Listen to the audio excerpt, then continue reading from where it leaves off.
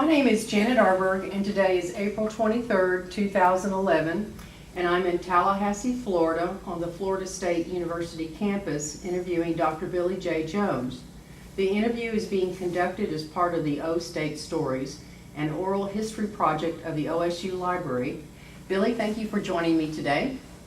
I'm going to start by having you tell me about your early life, where and when you were born, and where did you grow up, your family, your schools you attended. I know you came from a large family of 9 siblings, so there must be some interesting stories about being raised among so many siblings. Can you start? Yes. I was born in Murfreesboro, Arkansas, a small town in southwest Arkansas. A population of probably 800. There was one paved road, and it was the highway that went through town. There were no street lights, no stop lights. The elementary, junior, and high school were all on one campus and so forth. So I was the youngest of 9 children, and the one next to me was a boy, and there were no girls in my neighborhood when I was very young. So he and his friends were my playmates for all of this time. So the opportunity for me to be an athlete was really very limited. The only thing we had was I played basketball in high school. I graduated and went to a junior college, at that time Magnolia A&M. And interestingly enough, the reason I went there was that I had a ride, so that I had a place I could go with someone and have a ride to get to that campus. And then after being there for 2 years, I stopped and taught a year. And this was in the late 70s, where you didn't have to have a degree or really be certified to teach. So that I went back to my hometown and taught science and physical education, and then left to go to Arkansas State Teachers College in Conway, Arkansas, where I completed my degree. Then I went to the University of Arkansas to be a graduate assistant and to complete my master's. I taught at Drury College in Springfield, Missouri for 2 years. Then I went to the public schools in North Kansas City, Missouri, where I taught primarily the middle school for 10 years. Then I went to Oklahoma State in 1961. Can you tell us what were some of your favorite sports that you played growing up? You said basketball was your first love. Well, that was the only choice I had, to be an athlete in high school.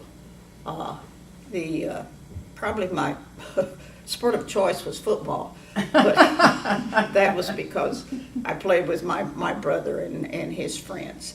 So that the game, we really didn't have an opportunity to play anything except what we made up ourselves. So, no recreation program, no athletic program or anything. So it was whatever you can, the pickup baseball game, the football game, I picked up a tennis racket when I was a senior in high school because one of the young men in town came home from his college for Christmas break. He was a tennis player.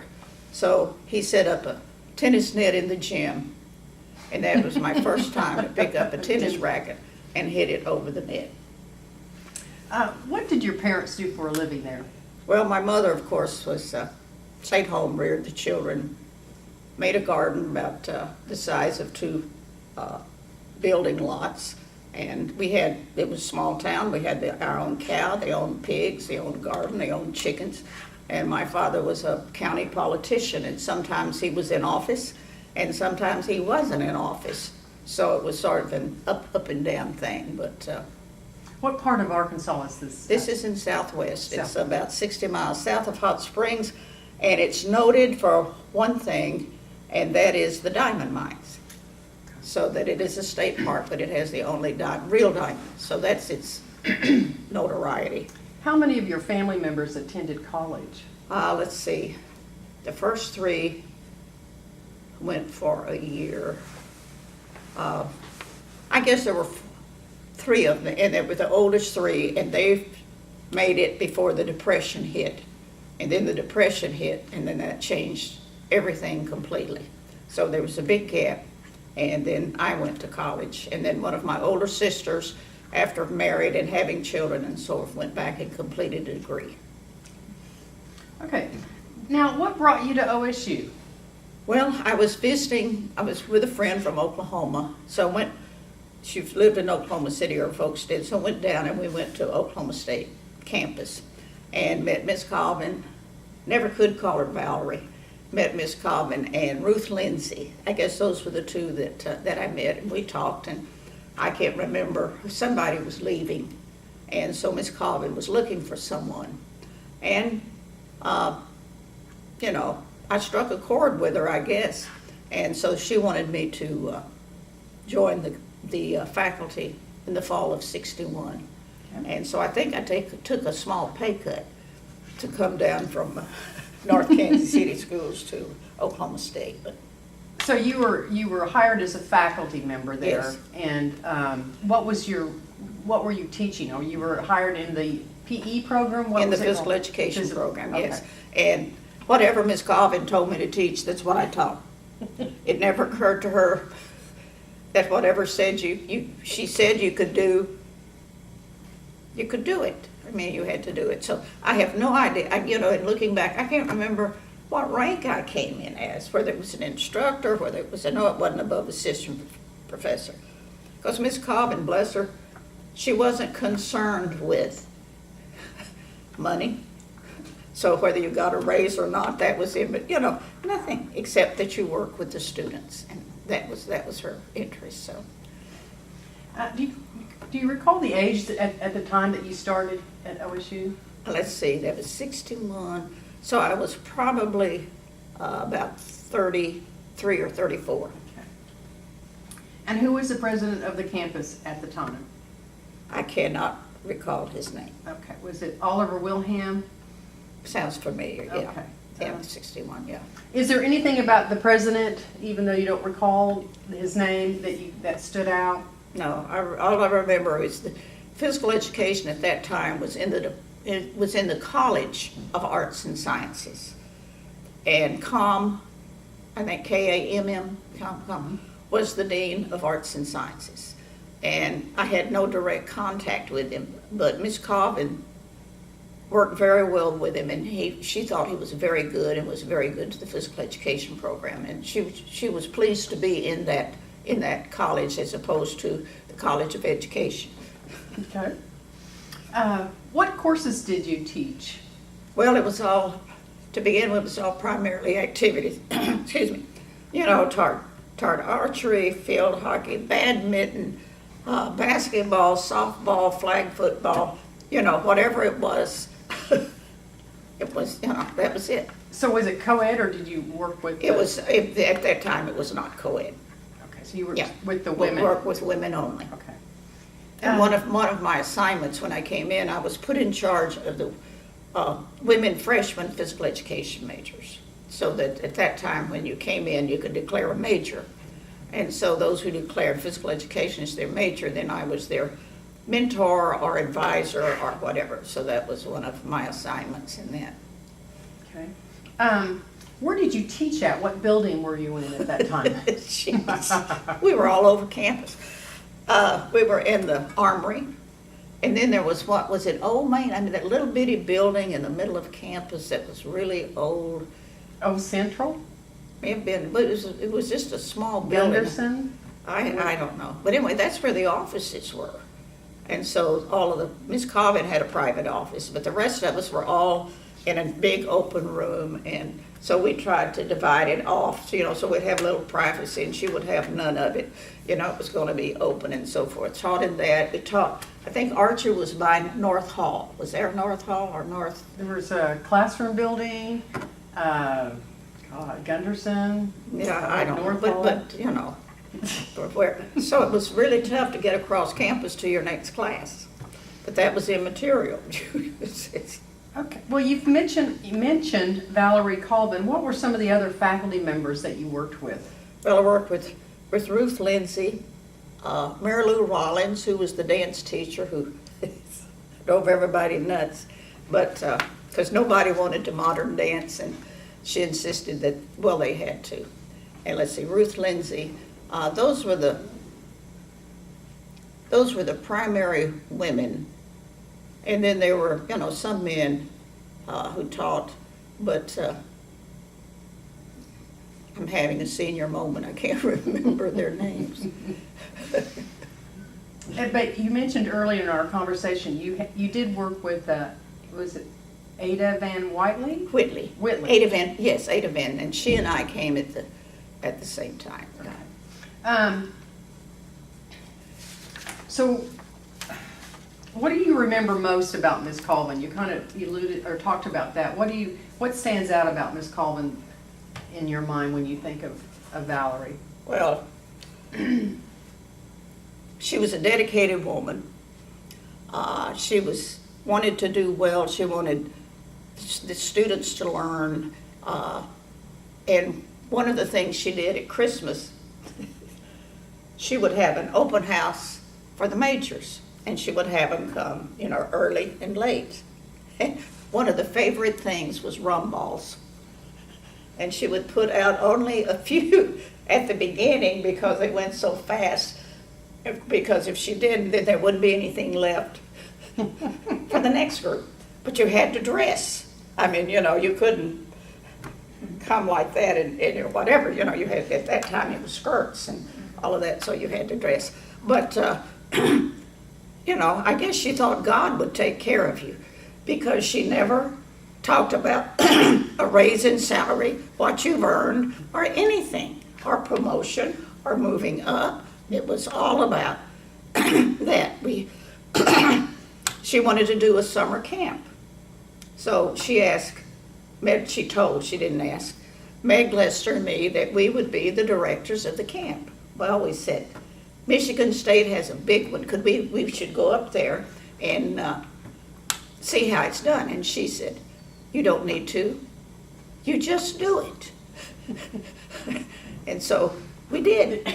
And she did not like intercollegiate athletics because she thought it was not fair to spend that much money on a few, but rather spend the money on the majority, which was, of course, not the athletes. So we did have extramurals, and we also had intramurals, but intercollegiate, she was from the old school. Not that women couldn't do it, but that there was not the money for it. It should be spent on the masses, not on the very few skilled. Very, very outspoken, but loved. That's good. But loved and respected. Okay. Were you involved in the Women's Athletic Association, or is later known as the Women's Recreation Association? It was the sponsoring organization for women's intramural programs. Not really. Okay. I can't remember who did that, because most of mine was involved in that, well, I guess extramurals, so that when we played other colleges, then that was. Did you know Alvin P. Warner? He was the head of the Department of Health, Physical Education, and Recreation. Not too well. I think about the time he came, I took a sabbatical and was gone for a year, and then went back, and he was the chair at that time. And then I left. So I really didn't have much contact with him. While you were there at OSU, what women's sport stood out from the others, in your opinion? For women? Mm-hmm. Of course, volleyball. I was the coach, so that. And if you read those articles, Mm-hmm. you will see that we were the one.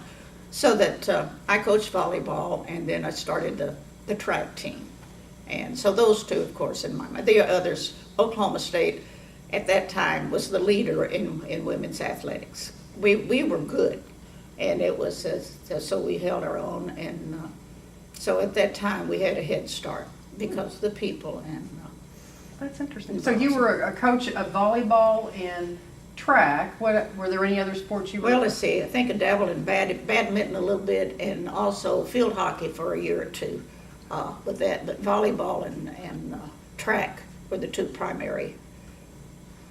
How were the women?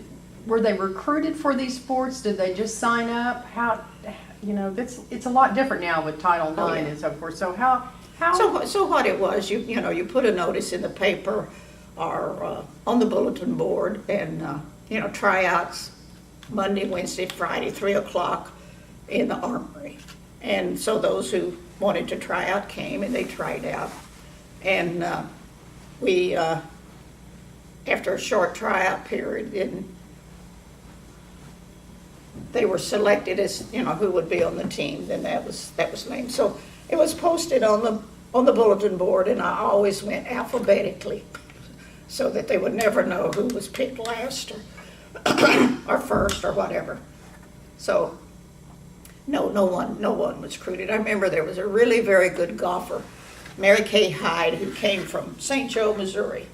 And she came because she thought that maybe the fellow who coached golf at that time, can't remember his name, but he was a well-known golf coach in the Oklahoma State. Men's golf team was very good.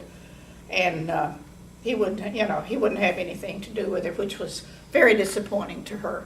But she was the only one I knew that picked a particular school because possibly of an athletic opportunity.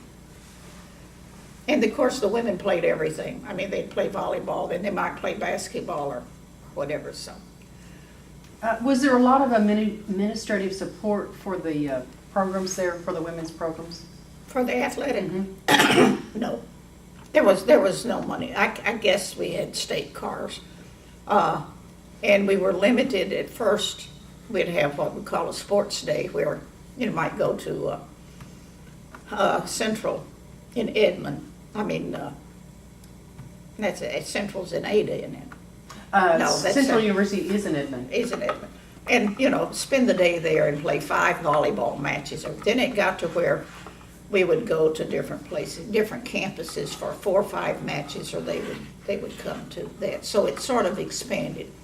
And then in about 1968, there was a national organization to govern women's sports at the intercollegiate level. And then that's when the interest really picked up and the schedules changed, and we played more, and they had national tournaments. And the track team went to the first national track meet in San Marcos, Texas.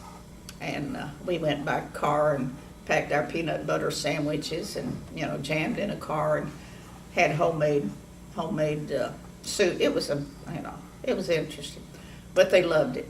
You know, you probably could ask any of them, and they would say that it was I guess it was like Dickens, you know, the best of times and the worst of times.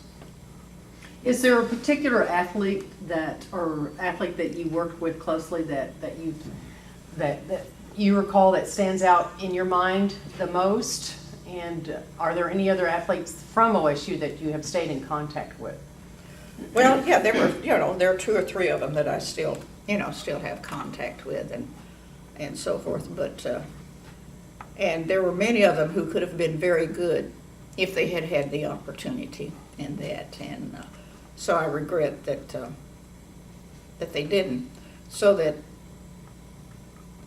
none of them went on because it was not the opportunity to go in athletics. But if they had have been, and one of the women, a very good athlete, was Marilyn Linsenmeyer, who was from Stillwater, who would have been a great track person, pentathlete or whatever where they competed, all different activities in that event. But Mary Kay Hyde, who would have been a wonderful golfer, probably could have made the golf tour. But most of them were, just out there to enjoy and be thankful for the opportunity. You mentioned in our correspondence about an OSU graduate named Cynthia Buffington, who received her BS in physical education in the late 1960s. Can you tell us a little bit about her? You've mentioned that she's recognized nationally and internationally as an exercise. Well, she was not an athlete. Okay. In high school, she was a basketball player, but she was not an athlete. And she was, I think, originally a pre-med major. And the physical education majors were so happy and having such a good time that she changed her major to physical education. But she stuck to exercise physiology and got her PhD at Austin, University of Texas, and is now calls herself a scientist. But she is well known for her work with obesity, for cancer, and for diabetes in relation to obesity. So she travels to, I think she's just gotten back from Spain. She has to go back to India for a couple of times this year. She has a conference in Germany and so forth and so on, so that she really is a powerhouse in that area, internationally as well as nationally. Now, was she on campus when you were there? Yes, she was. Okay. I think she graduated maybe in '69, something like that. Okay. That, So you were familiar with her, and what sport did she play? She didn't. She didn't play any No, sports? she was not that athletic. Okay. But in high school, she was little town. She was a basketball player, but she was not in that. And you've made contact with her through your career, or I mean, as part of? Well, just some for whatever reason. I still have contact with a young woman I taught in the '50s in junior high school in North Kansas City. So for whatever reason, the thread is still there. Still there. Okay. What do you think is the difference between the athletes of today compared with the ones that you taught? They're bigger. They're bigger. They're bigger. and of course, they're more skilled. They're more talented, and it's not because of their innate ability, but it's because of the opportunity they had. And of course, the athletes then were just so happy to have the opportunity to do a limited amount of traveling and participating. Where now, 60 games for softball or whatever. They bought their own shoes, their own T-shirts, and whatever, and now they're given. So, I can't speak for people like Robin and some of the others, which I know they're enjoying, and I know many of them it's an opportunity to get an education, whereas they would not have that opportunity. But they came to school first for an education, and then this was just one of the many opportunities they had. But they had a good time, and they behaved. Okay, I think we brought this up a little bit. We talked about the athletic facilities. You said you taught all over campus. Was there a gym that the girls could The work at? Armory was our gym. The Armory. The Armory. And then the Colvin Center was built in the late 60s, I think. So it came in, and that was the Taj Mahal. I remember some young men saying that, he was going to take his wife on a honeymoon to the best place, where there was an indoor pool, and they could, play racquetball, and they could do all of this. And of course, they were so pleased to have Colvin Center. So were you on campus at the time that the Colvin Center was being built? Yes. Okay, can you tell me a little bit about that? Do you know how it got started? What was the driving force behind getting it built? I'm sorry. that I have no idea. Except it was really needed. We didn't have anything. I mean, there was no space. Gallagher Hall, of course, I know we practiced track some early in the season underneath on that, in the cellar, I guess, because it had a dirt floor and that, so we're in there. So there was really no place, and I have no idea what the men did, with their classes. No idea whatsoever. Well, did you actually get to move into the Colvin Yes. Center and have an I had office there? Oh, you had an office, I okay. had an office. But backing up to Miss Colvin, she was such an interesting woman. I remember they're talking about one semester she was teaching swimming, and for some reason couldn't get the pool. So she taught swimming for about 6 or 7 weeks on dry land. She would put them on a bench, lie on the bench. They could do their backstroke and all of this, so that nothing was impossible. And we needed to move beyond that. And Ruth Lindsay was an outstanding the physical education majors really got a good education or had the opportunity to, and had strong, very strong programs. And the people who coached were, you know, pretty good, but we didn't have a lot of time. What about fencing? Did you have any fencing? Did you Oh, know yeah, winters? no, I Ruth believe there was a. Ruth Lindsay had fencing, and she loved it. That was her favorite. So we did have, yeah, there was fencing. Okay. I know I had a coach in fencing, and when I started out with you, her name was Winters. Pauline Winters. Pauline Winters. Yeah, That's right. she came after, yeah. So see, the names are coming back. Okay. Yeah, Pauline Winters. She came after I was there in the late 70s. Middle 60s, I guess. She came from Pittsburgh. But yes, she taught fencing. Okay. Yeah. You know, so many of them, like Pauline's dad died, and Ruth Lindsay died, and Miss Colvin didn't want to retire. You know, when she was 65, she was forced out because of the age limit or something, and I don't blame her. She resented it because she still had a lot of life and a lot of drive, and they brought in Dorothy Coleman, who was a very poor substitute. So. Did the coaches have any input into the say of how the Colvin Center would be built as far as the facilities? It was not athletics. Was not involved. No. So that wasn't it. It was all to be a learning and recreation. Did you get a sense, or when the Colvin Center was built, did it really affect the programs there? Did they get stronger? Did they take off? Were you able to do more with the facility? Because you had the state-of-the-art facility, so... They were probably going to offer more classes, but you still had only so many faculty to do that. But it was just that the venue was much better, so that you didn't have to move around. You could have your archery out, the golf, you could step out into the fields and have your golf driving range and all of this. So I'm not sure that it added more programs, but it added to the programs. Did you see a lot more participation, though? People wanting to... Oh, yes. Well, it was widely used. It was centered so that the money was well spent. Let's go back and talk a little bit about your impression of the OSU campus in Stillwater when you arrived. This is the early 1960s. Yeah.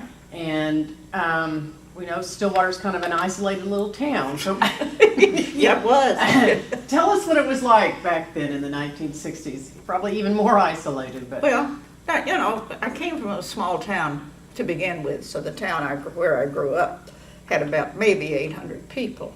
Didn't have a stock law or whatever and so forth, so that Stillwater was really a cut above that, but it was down from Kansas City. And so I had seen someone in the summer before. I was taking a class at Central in Edmond, and met someone who was a student at Oklahoma State, and walking on campus with him, and he said, now, at Oklahoma State, we don't walk on the grass. He said, we always stay on the sidewalk, and you don't cut across the campus. But I thought, man. But it was, it was a pretty campus. It was a nice campus, and it was small and friendly and, warm. And I know it was sort of isolated, but, it was pretty around there. I don't care. The wind blew all the time, and I missed it when I left. But the wind would blow across the fields, and the color would come out in the grasses, and the dirt in the sunset made for beautiful sunsets, and there was just a feeling there. And of course, we all hated OU, and so that brought us together. But I was very impressed with the campus and with the people. Well, this is the early 1960s. Do you feel like the campus, how were the students' population? Were there a lot of talk about Vietnam, the times? I look back and I must have slept through most of that, because I remember some about, integration. And of course they were very, I know there were more, but I remember only one black woman, and she was on the field hockey team, and her name was Brenda Neal. And she wasn't physical education, I don't think, but she went on to become a broker and did quite well in New York. So that, and then when you traveled, you know, you didn't see any, you weren't with any other ethnic group. You were still with just the white population and so forth. But I don't remember there being, you know, like at Florida State at that time, they had sit-ins, they had all that, and I don't remember any of that happening at Oklahoma State. Very calm campus. Very calm campus, yes. And you know, it's just, in the Midwest, it's different anyway, so that the people are like that. Did you know any of the guys in the rodeo club and the gals in the rodeo club? No, but I used to go and cheer for the goat. I felt so sorry Cheer for for the goat. the goat? What was that? You know, they had goat tying. Oh, and that poor goat. Oh, yes, but my favorite sport to watch was wrestling. Loved the wrestling. Loved it. Yeah, I thought it was the best sport. Was Henry Iva on campus at that time? Yes, he was. Okay. Yeah. What was your impression of Mr. Well, of course, Iva? I had, you know, I knew he was a great basketball coach and so forth and so on, and he did a good job, but no contact with it. Okay. So it was, you know, just two different worlds, physical education and women sports from the men. Did you use the student union? Did you go into the student No. union? You said. No. What about the library? Did you ever go to the library? Some, yeah, but not a lot, but some. Okay. Did you read the student newspaper, the Old Yes. Collegian? Mhm. Yeah, I did. Yeah, had forgotten the name of it. Yeah, the Old Collie. The Old Collie. The Old Collie. Yeah. Did you live on or off campus? Lived off campus. First was a little garage apartment on Husband Street. Let's see, and then I lived on Gray Street. And there was one other, but I can't remember. But you know, it was, the students were so different. Then, you know, you get up one morning and they'd papered the door so that when you open the door to go out, they had been there during the night and had papered the door. Or you'd start to get in your car and be filled with balloons. So they always found you. What was your mode of transportation back then? A car, had a little car. You had a car. Yeah. Okay. What places did you like to visit in Stillwater? Were there any establishments that you visited? I mean, there was Yeah, there was Cat's department store. There was I was trying to think Swim's campus shop. Yeah, uh-huh. Did you visit there? Yeah. Okay. Yeah, and of course, at the trying to remember the name of the dress shop that one of my landladies worked for. But there was- Bonnie's? Yeah, Worked for Bonnie's? yeah, and then so, and of course, but anyway, you had there was a little lake north of town, not Carl Blackwell, that was west, but Boomer? Yeah, Boomer. Yeah, Boomer was a good place for picnics and things like that. So on the weekends, were you primarily in Stillwater, or did you stay there, or did you travel outside of Stillwater? Really didn't travel. Didn't do a And lot. usually, you know, during volleyball and track season, we were always gone traveling on weekends. So the weekends were, you know, taken up in that way. And in track, we had a track meet at OOHRP Christian College in Springfield, Missouri. Very conservative campus. And so we didn't have any money, so the young women stayed in the dorm.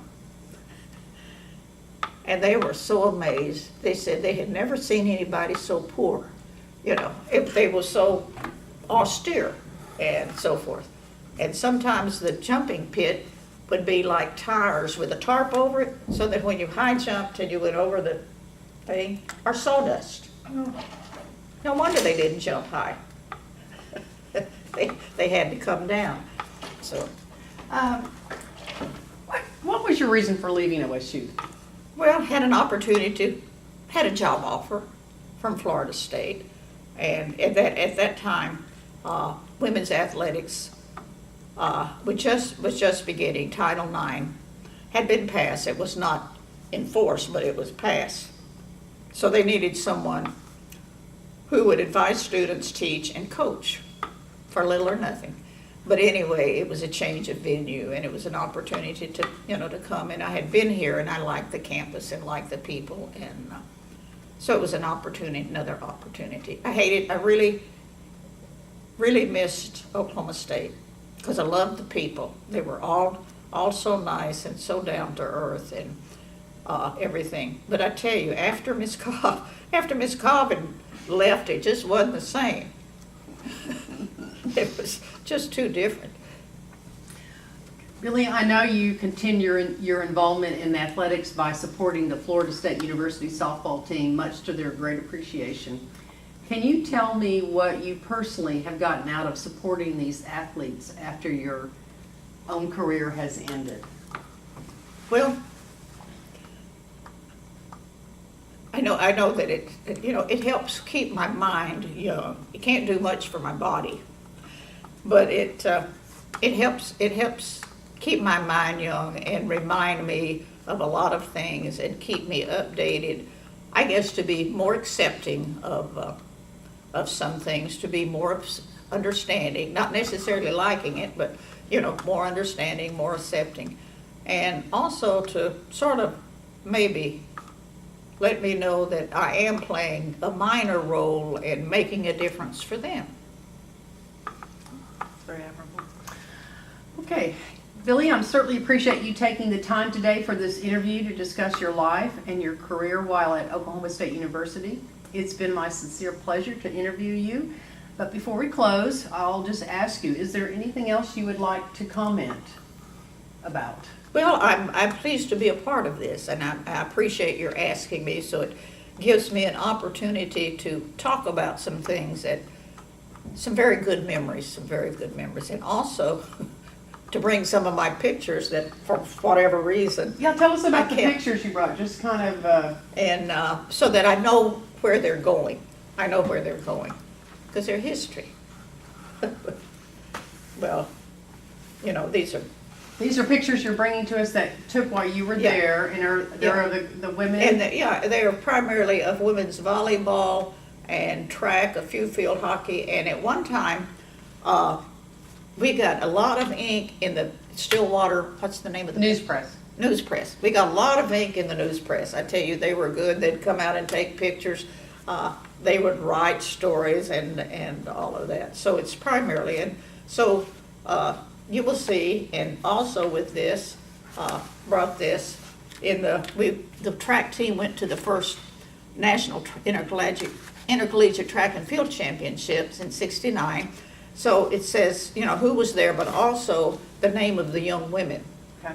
Then we have pictures of those who won, and the same thing for the first trip the volleyball team took to the Nationals in Miami, Florida in '72, I guess, with that. So just some articles and some pictures and whatever. I'm just kind of curious, did any of your teams win while you were coach? Are there any titles you won or, awards that you won while you're as coach?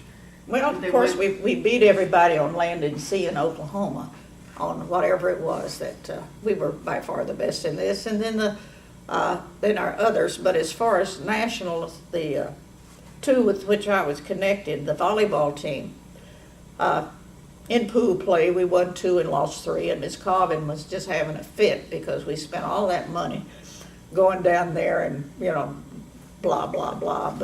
But the track team, I think we finished 4th in the national track meet with that, so. Well, thank you again for joining us, and it's been my pleasure to interview you, and thank you for coming. Well, thank you, it's been my pleasure. I've enjoyed it.